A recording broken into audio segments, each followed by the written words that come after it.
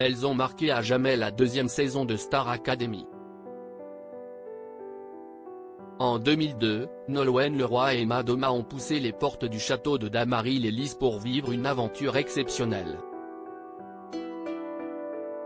Après plusieurs semaines de compétition, les deux jeunes talents se sont affrontés lors de la demi-finale.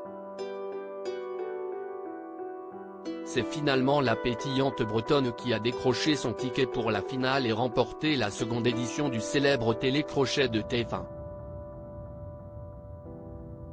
Tout au long de cette compétition, les deux chanteuses étaient présentées comme des ennemis jurés.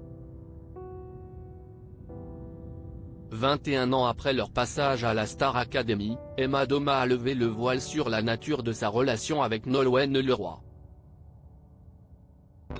Lors de leur passage dans l'émission Chemin de traverse, diffusée le vendredi 18 août sur France 3, les deux artistes ont bel et bien prouvé qu'il n'y avait aucune animosité entre elles.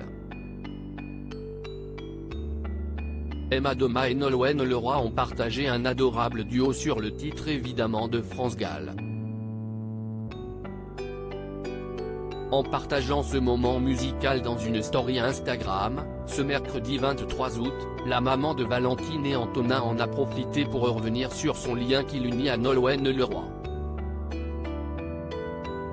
Il est arrivé qu'on nous oppose et que l'on nous prête quelques rivalités pour les besoins d'une mayonnaise sans doute audimatique, comme si les deux jeunes femmes que nous étions, certes très différentes, ne sauraient faire autrement que de s'affronter voire de se jalouser. A-t-elle écrit. Et d'ajouter avec un certain émerveillement, la vérité si est que j'admire infiniment la beauté de cette voix et qui mêlée la mienne me donne à tous les coups de délicieux frissons. Pour clore le débat, Emma Thomas a tenu à remercier la compagne d'Arnaud Clément pour ce joli moment. Tout est dit. Supérieur à Sophia et Saïdi, Houssine, Quentin Mosiman, que sont devenus les candidats emblématiques de la Star Academy. Emma Thomas bouleversée par son passage à la Star Academy. Si Nolwenn Leroy a été marquée par sa participation à la Star Academy, il en est de même pour Emma Thomas. Lors de son passage dans l'émission Culture Média sur Europe 1, le 28 janvier dernier, celle qui a récemment perdu un être cher est revenue sur son expérience dans le télécrochet.